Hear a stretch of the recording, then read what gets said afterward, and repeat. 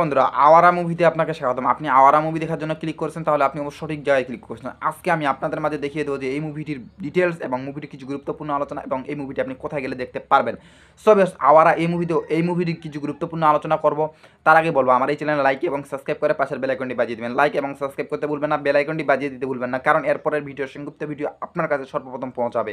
So বন্ধুরা, আওয়ারা এই মুভিটির কিছু গুরুত্বপূর্ণ আলোচনা হচ্ছে যে এই মুভিটিতে অভিনয় করেছিলেন কে কে। এই মুভিটির আগে গুরুত্বপূর্ণ আলোচনা আপনাদের মাঝে রিভিউ এবং এক্সপ্লেন করব। তারপরে আমি বলে দেবো যে এই মুভির কিছু সংক্ষিপ্ত কথাবার্তা এবং এই মুভিটি আপনি কোথায় গেলে পাবেন।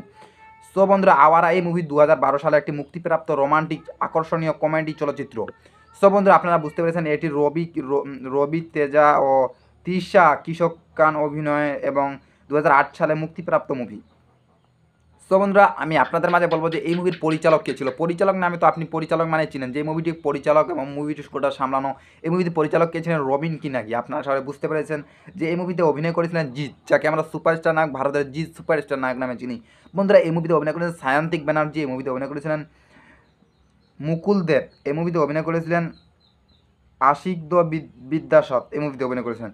বন্ধুরা, এই মুভির মুক্তির তারিখ ছিল 13 জুলাই 2012। 2012 সালে মুভিটি মুক্তি পেয়েছিল। এই মুভিটি 2024 সালে এসেও এত ট্রেন্ডিং, মাথায় নষ্ট, আওয়ারা মুভি। সো বন্ধুরা, তারপরে আমি বলবো আপনাদের মাঝে যে এই মুভির সময় 1 ঘন্টা 60 মিনিট, দেশ ছিল ভারত এবং ভাষা ছিল বাংলা। সো বন্ধুরা, এই মুভিটির নির্মাণ ছিল 3 কোটি টাকা।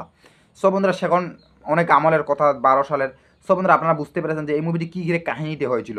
বন্ধুরা, সিনেমার মূল্য চরিত্র সূর্যজিৎ এবং পৌলমী সায়ন্তিক সূর্য এবং পৌলমীর মন্দিরে দেখা হয়।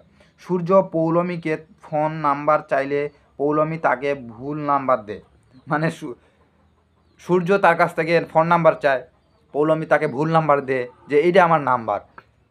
সো বন্ধুরা, আপনারা বুঝতে পেরেছেন যে ভুল নাম্বার দেয়।